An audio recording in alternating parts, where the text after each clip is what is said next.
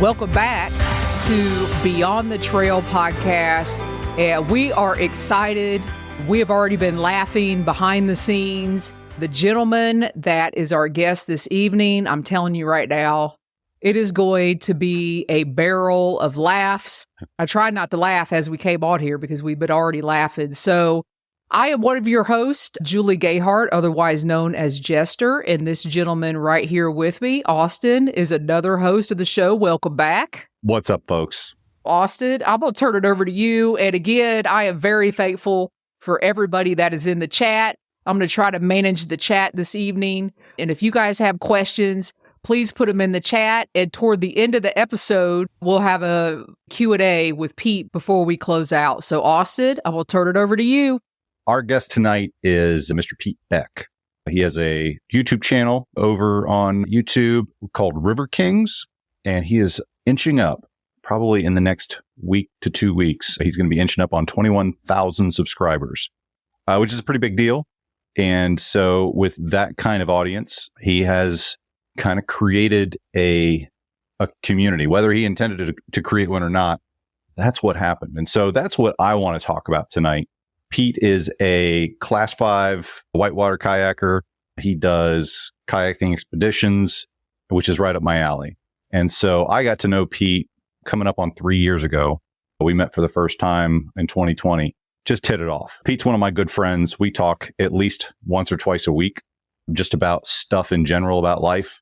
I wanted to get Pete on here because the premise for this podcast, for Beyond the Trail, is that we have this love of the outdoors, whether it's hiking, biking, and in Pete's case, kayaking, but we have this thing that we love to do. And this love, this passion created something else. You know, we pursued something else.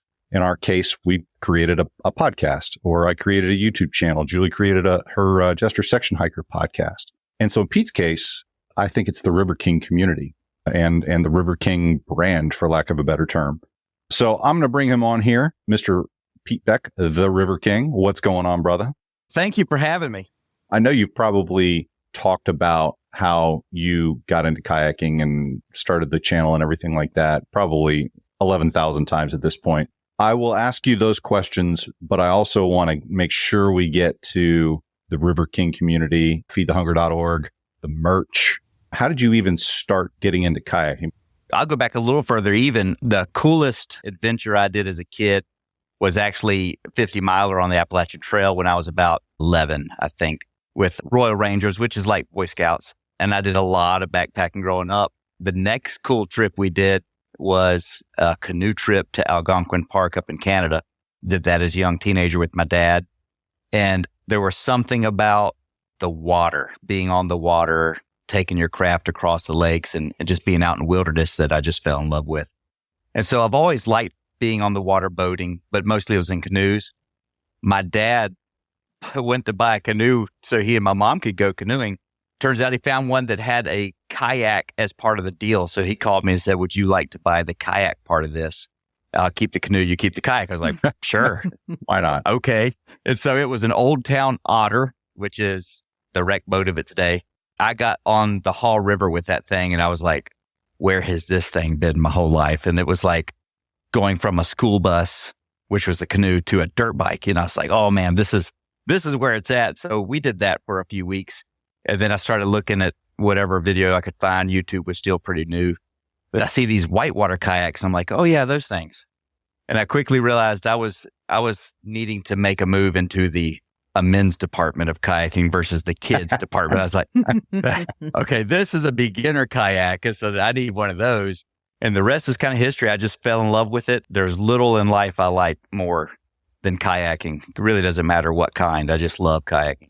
How did the kayak camping thing come into play? Because that's kind of like you've already mentioned you did the canoeing as a kid and went to, Canada and Alaska and all those cool places, but probably one of the pillars of the River King channel is kayak camping.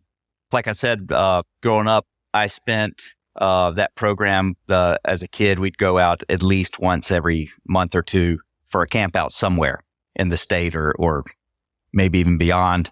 And so camping was just in the DNA. I loved camping. And that Algonquin canoe trip kind of combined the two for the first time for me. a serious kind of adventure, waterborne, but you're still camping. So it was always kind of in the back of my mind. And when I got into whitewater, I would always mention to friends, hey, we should take these and then camp overnight instead of getting off the river. Because in whitewater, normally you kind of go out for a few hours and you come off the river. You start, you stop, you go back home, and your day's done. I was kind of missing the camping side of that. And another part of my personality is loving to explore. And I remember talking to my dad after I'd been into whitewater for a good bit. And I said, I think for me, part of it is just exploring. I just want to always know what's around that next bend. And it kind of never left. And my granddad, my mom's dad, Granddaddy Billisali, told me of a trip he took down the Noose back in 1930, I believe, in a canoe with his brother all the way to the coast. That always was a story. It resonated deep as a kid. And here I am with these kayaks now. And I said, I'm going to take a trip to the beach from here, from Burlington. And I planned it that summer. I got a couple boats, had about 5 or 6 people lined up to go with me. One by one, they all kind of backed out, and I was left there to do a solo trip. I launched out of Saxe-Bahá and paddled 241 miles to the coast in 6 days. That was a lot of paddling. It wasn't fun anymore. It was just like getting through it, and I was trashed. I mean, I had abs of steel, but it took me 10 minutes to get out of my hammock in the morning because I was like, oh, my back, my stomach. Had duct tape all over my fingers. I wasn't ready for that amount of paddling, but I made it and loved it and told all my friends about it, and they all wanted to go, but they would never go. So I just kept going solo. This kind of segues into probably another question you're at. How did it all start? But Yep. That's how the camping started. It was just a way for me to expand what I was doing in whitewater into multi-day camping. And I absolutely love it. I like it as much as whitewater, maybe. I don't know. Sometimes I tell people if I have to give up one, I might give up whitewater and do long trips because you can have whitewater in those trips. It just depends on what river you choose. Where did the River Kings come from? That's what I am interested in. And for those that aren't familiar, where does that story play in? Yeah, so I hadn't thrown anything up on YouTube except some raw files from those little cameras, just so my friends and I could watch them later, but it was not intended for public consumption. It's a video on YouTube, 20 seconds, unedited. And so my wife bought me the GoPro after that first Source to Sea trip because I had nothing to share. I had a Sony Hi8. I would pull it out, and when it was safe and no water around, I'd put it back in the bag. I didn't really have a lot of footage, but I had a lot of stories. So she said, you should film these trips. If you're going to go on them, you should film them. That way we could all see what you're doing. I was like, that sounds pretty good. So here I go. I ask all my friends to go out with me and do one of these trips. And this time they all agreed to go. And so there were 6 of us going down the Fisher River. I had to buy boats so that everybody could have something to paddle. None of them were kayakers, but they were all good friends. That first trip, Fisher to the Yadkin, they were kind of miserable. It was a little bit chilly. They didn't have the right gear.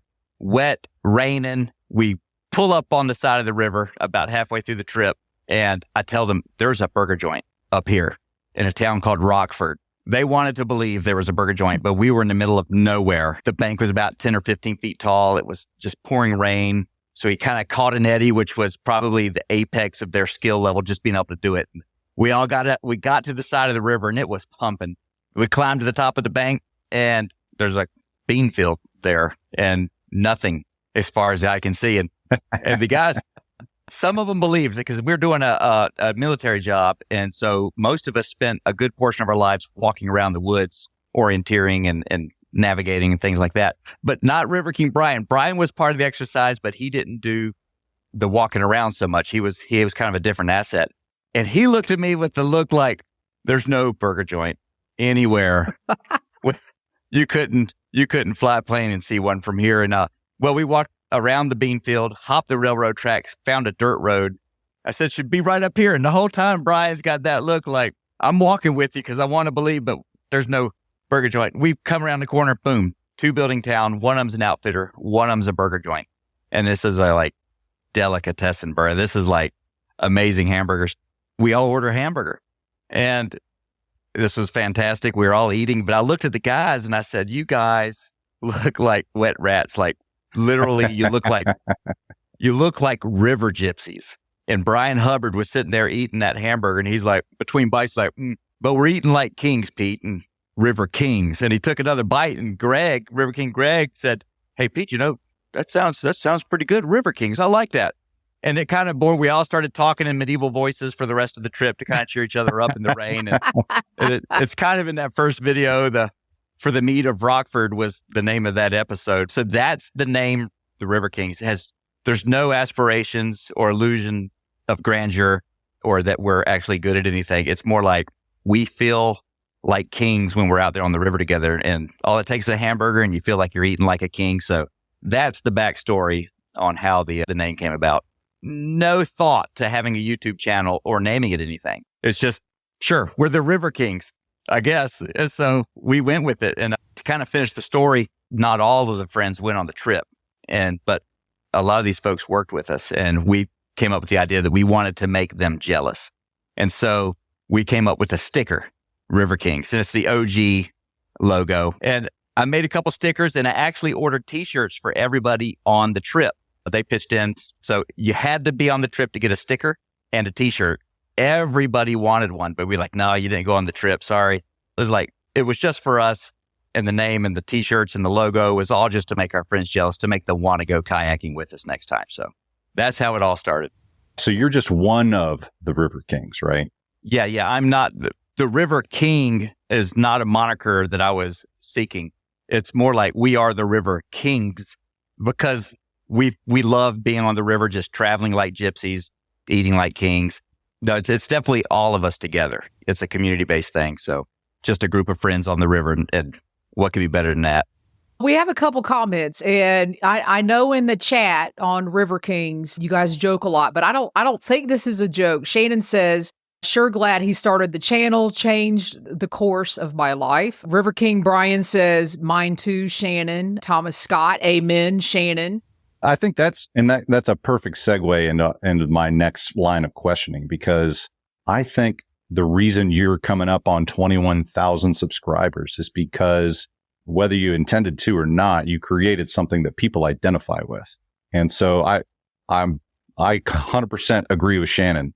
Discovering River Kings and becoming part of that River King community has changed me as well. When did it start becoming, or when did you feel like it started becoming more than that?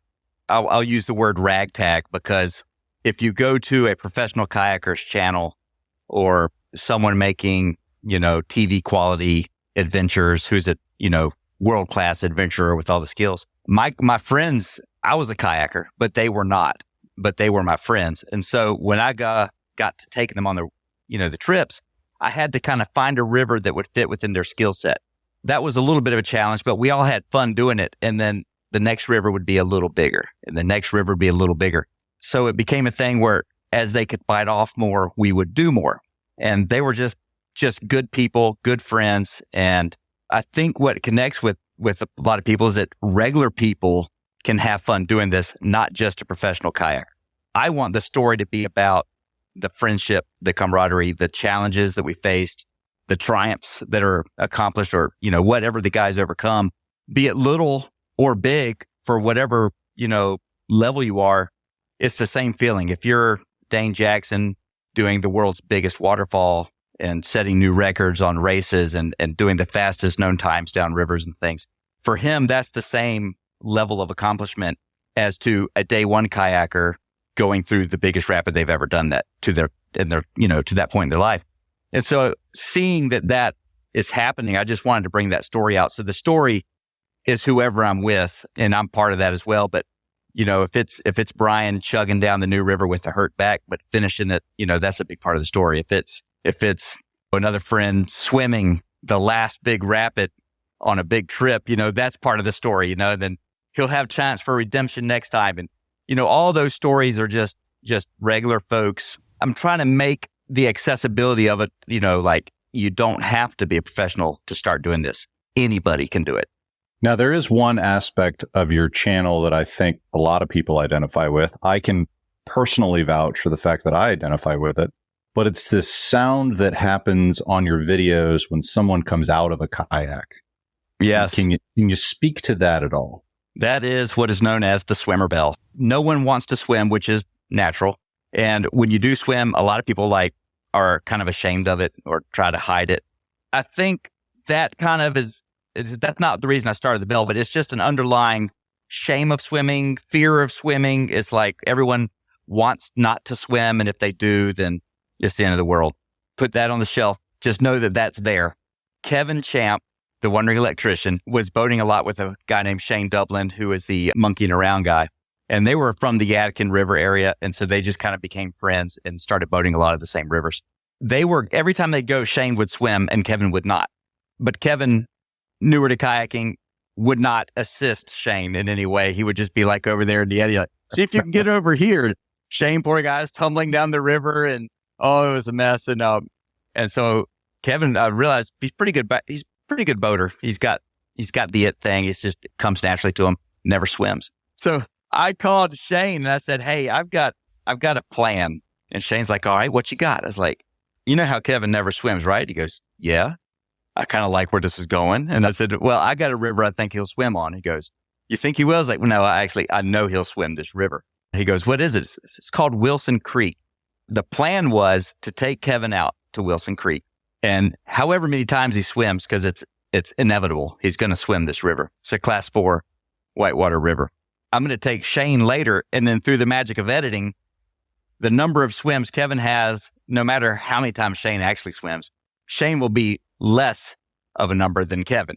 And so I'll just make it edit perfectly that way. That way, Shane will finally have a leg up on Kevin. So I called Kevin up and he agreed. And I also knew Kevin would be good at whitewater. So there's another motive. I'd have another whitewater buddy. I called him up and said, "Hey man, come on and get your whitewater on." So the Wilson Creek is special because it canalizes at really low flows. And so it's bedrock. And as the water get lower and lower to just a minuscule flow, it still runs through these little channels. So you can get on this and it's more like wet rocks, like sliding boards and things. A lot of people swim and play in these rapids when it's really low. So we kind of went out on one of those days and he swam 13 times. But when I made the video, I wanted to accentuate each swim and I figured this loud bell would do it. So every time he bong popped up from out of the water swimming, bong, and there was a number on the screen, number 1, number 2, and people loved it. I thought, it would just be a fun way to point out the swims. And then they said, "You got to keep the swimmer bell." So the next time I took some newer boaters out, I noticed people swimming. So I put the bell up. Before that, it used to be flipped, but not forgotten. And I would put a little thing at the end of the videos for all the trippers who flipped. But yeah, the swimmer bell became a thing. And what it did was it grew to this thing where everybody swims. I kind of wanted to point that out. Like, if I swim, it's on there. If anybody swims, it's on there. And some people would be like, "Hey, if I swim, please don't put it on the channel." Well, from what I could tell, it's almost like a competition in the chat when you have a video. People are like, "Who's going to swim? Who's going to swim?" I always put Austin. Yeah. Oh, yeah. That hurts. That hurts my feelings. But I won't say that it's unwarranted either. Yep. So what I did is I made the bell itself. There's a small sticker, but I've got a 1-inch sticker is the swimmer bell. And so if you swim on my camera and you make it into a YouTube video, you're in the River King swim team. It's an elusive club. The only way to get in is to swim on camera for the world to see. And it kind of turns a negative into a positive. Like, okay, you swam just like the rest of us. So join the club, So kind of trying to break down that stigma of swimming as something to be ashamed of or something that's not part of the learning process, because it is and it will happen. And it doesn't matter who you are. The best kayakers in the world still swim. Most of the time, they just don't post theirs because they're vying for a competitive sponsorship spot or one of the top pro spots or something. So they want the best foot forward out there. Someone like me, I've got nothing to hide. It is what it is. If I swim, it's up there. If Austin swims, it's up there. We just live for that swimmer bell. Changing gears a little bit. Julie, are you wearing River King merchandise?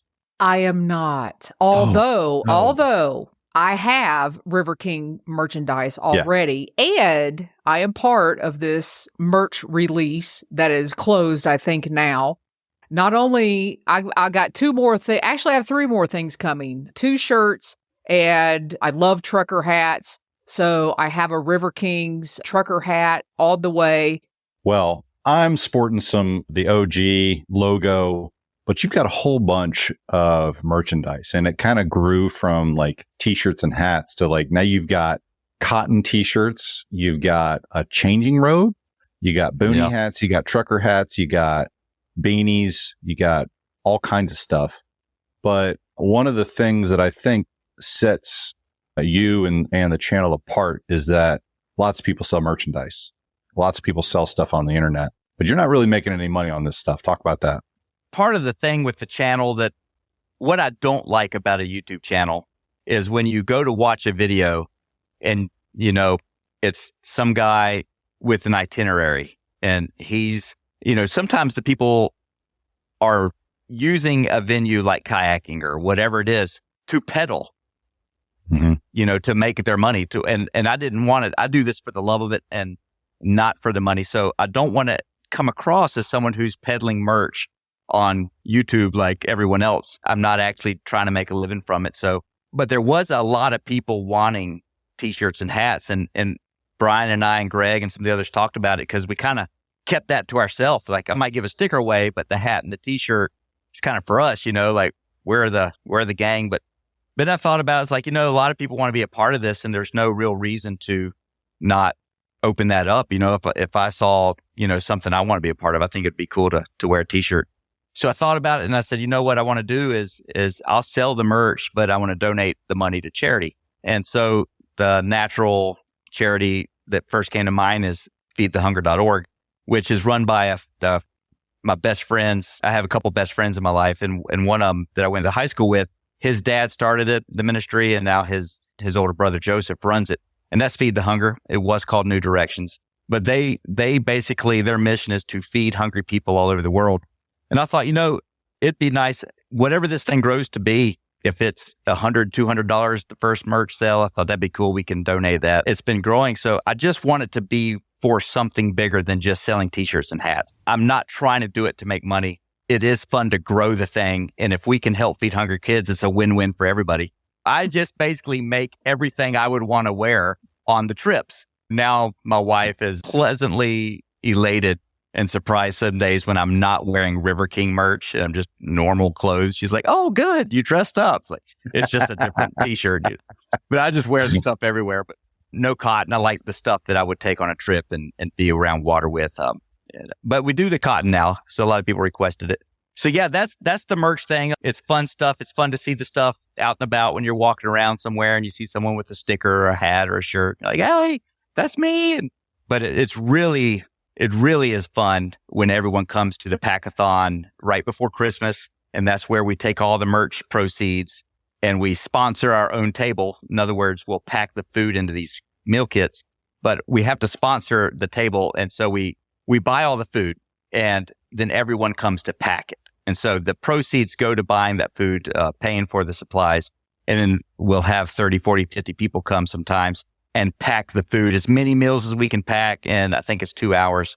And that they put that into buckets or boxes. Sometimes I think they sell buckets. I think they put them into boxes and fill up a whole pallet and then ship them all over the world. Right now, I think they're focusing on Haiti, Ukraine, and somewhere else. I forget. Just anywhere there's hungry people. It's very fulfilling to see all the folks come out from across the community and to see the proceeds going to something bigger than just selling t-shirts on the internet. So yeah, we're having a good time with it. And I think that's the cool aspect is you've turned paddling a plastic boat down a river into something, that it's contributing to something greater than any of us. And I think that's what I think really kind of sticks out for me, especially because obviously we love kayaking, we love the outdoors, we love having fun, but it's also cool to give back and to contribute to something that's larger than any one of us.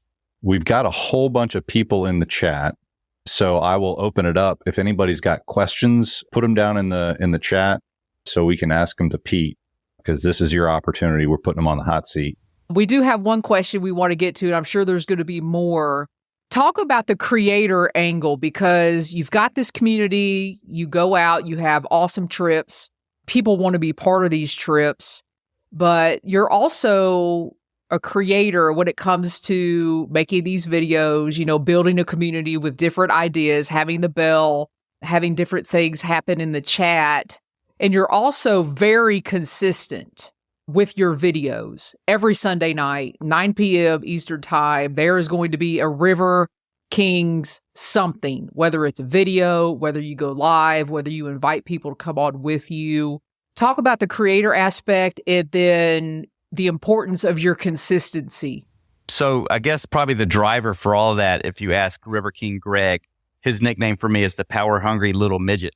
So I am aspiring to world domination through kayak camping videos or kayak videos. So they got to keep coming. So people joke like, how's it going? It's like, on my trek to world domination, one video at a time. It's kind of a joke, but basically what I found is if you make videos, people watch them.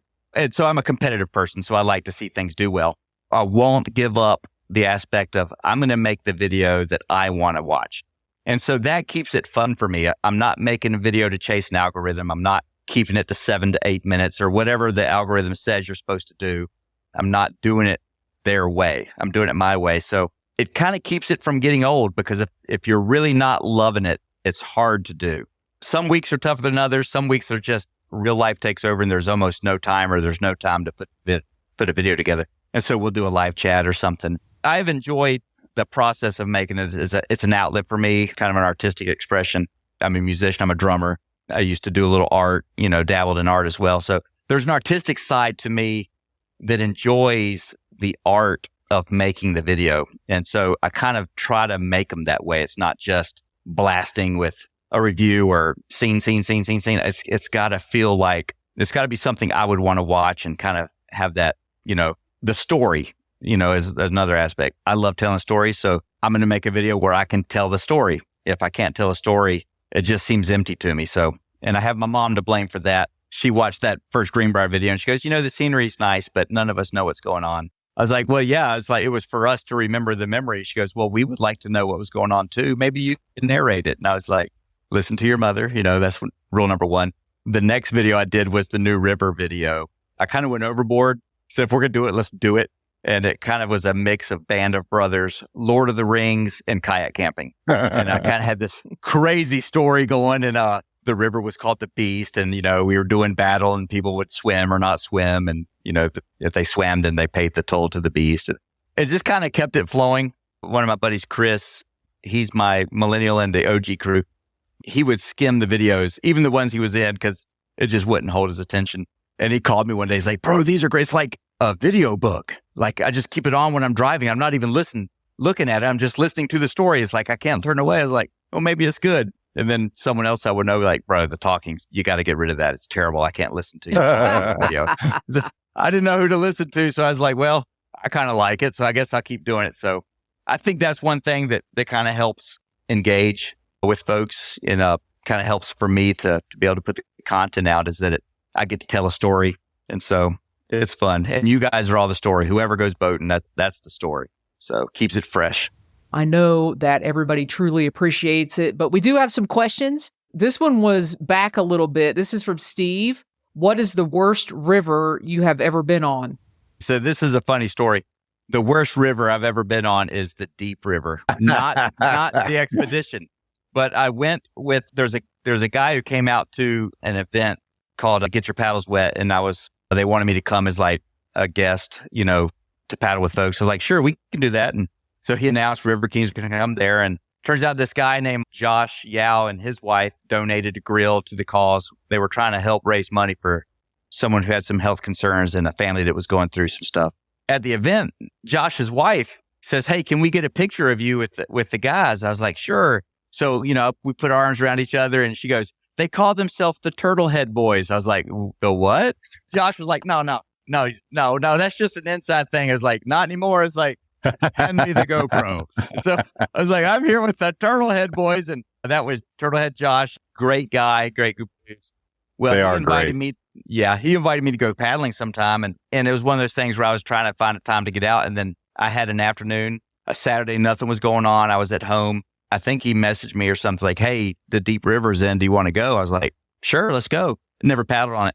The section they chose was probably the most featureless section of the entire Deep. And so we go out there, the water's up. So the water's brown, just like mud puddle brown, and featureless. It's just moving.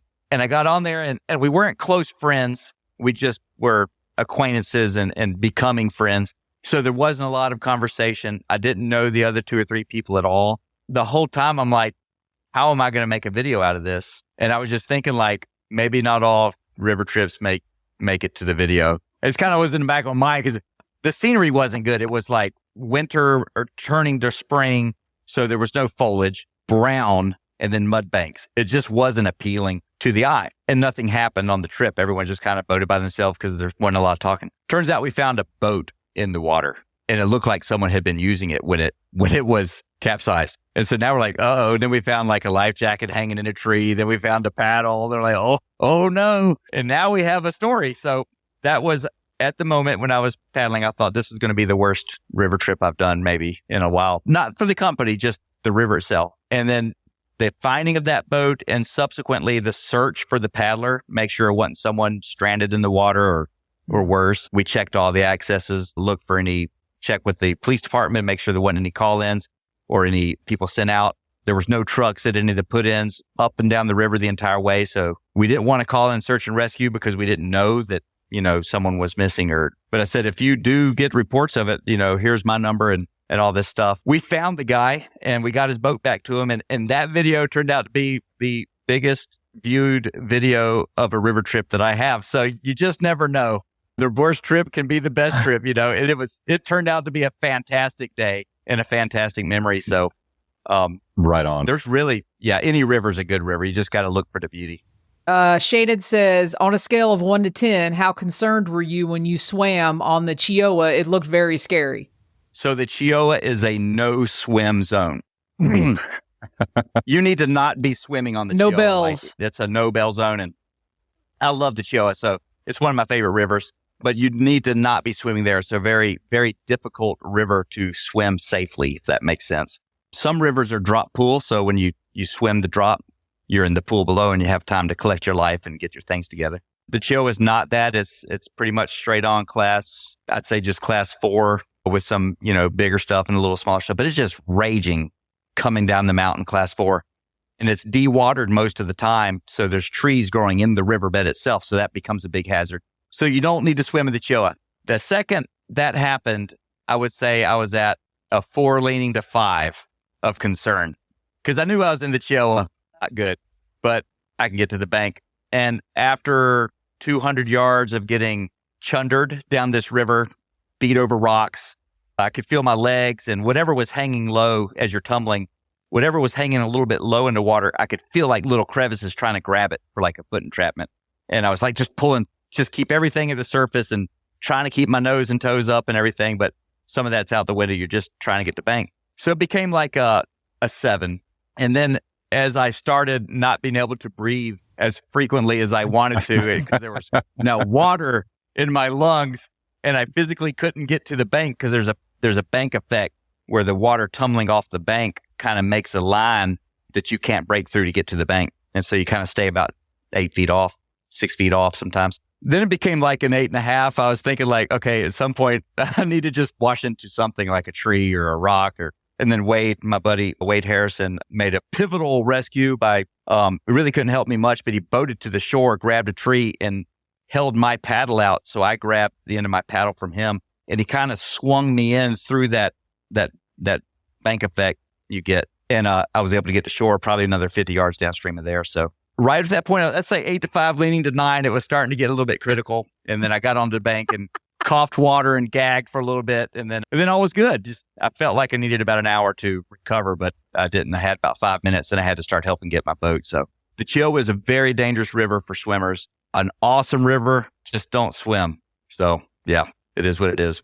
I have another question. So you've built the community. You have a great group of guys you go out with. What's next for the channel? Do you have any aspirations for the channel, any aspirations of more growth, or just keep doing what you're doing? Yes. So I guess when I started, there's no goal for growth in mind. It's just like, hey, people are watching this. This is fun. And then more people are watching, then more. And my daughter keeps it real, and she reminds me that all real channels have like 42 million subscribers, and I'm really nothing. So I think I actually would like to see 100,000 subscribers so I can get a play button from YouTube. So I have street cred with my daughter. That seemed to work for my buddy Ken Whiting. Paddle TV is another great channel. Ken Whiting's a fantastic human being. And he just recently passed 100,000 subscribers, which is a big deal for a kayaking channel. That was the same joke. He's like, yeah, maybe I'll have street cred with my daughter. It's like, I'm saying the same thing. And because the kids are hard on you. So I'll just put it out there. Paddle TV has a camera person. Just maybe there's a correlation there. You know, he's got a guy that does his camera work for him. Just putting that out there.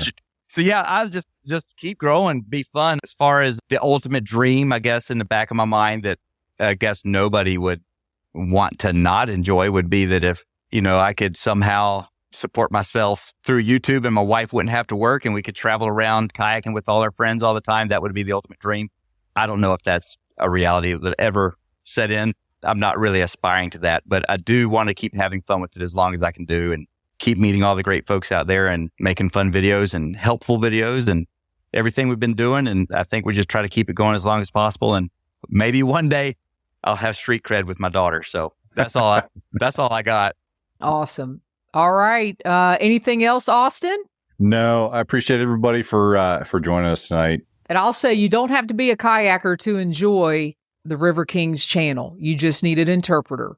This episode will help you greatly. So, Pete, hang on. Austin and I are going to close it out, but don't go anywhere. Before you close it out, you had a surprise for me. I have a surprise for you. Austin and I are taking you kayaking.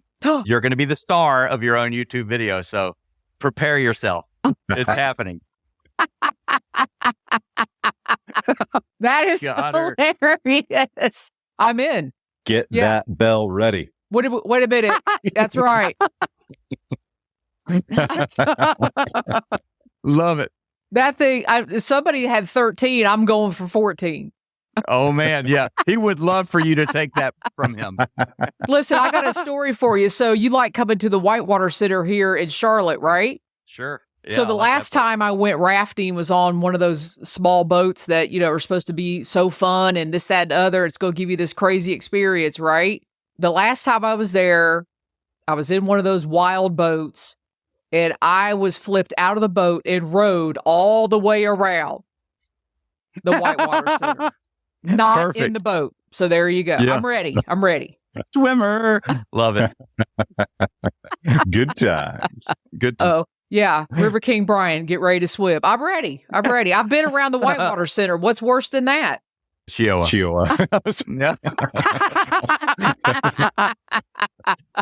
All Going right, under a log in the deep. I look forward to it. And if you got a kayak, I'm in. Let's roll. We got kayaks. All right, Pete, hang on one second. Yeah, good times. It's always an easy, like I said, Pete's kind of been one of those formative influences as my channel has developed. And he's one of the few people that I can send a video clip to, and he's not going to tell me it's great. You know, a lot of people will be like, oh, yeah, oh, it looks amazing. Pete's going to be like, no, you need to fix this, this, and this, or I really didn't like this. So the honest feedback has been one of the things that's helped me get better as a creator as well. So yeah. I really just appreciate him coming on. It seems fitting as we develop this podcast that we have people like Pete on there that have helped us get there. So, yeah. Yeah, absolutely. And speaking of this podcast, we are going to have episode number 7 with a young lady by the name of Heidi Nisbet, and her Instagram channel is Sketching Summits. She is a wonderful artist that makes amazing art. And she does stickers. If any of you out there, I know a lot of you have stickers. She creates original artwork and stickers. And we're going to talk about her journey from being on the trail to going beyond the trail. We truly appreciate you guys being here. We appreciate you joining. We appreciate Pete. So be safe out there, everybody. And Austin? Good times.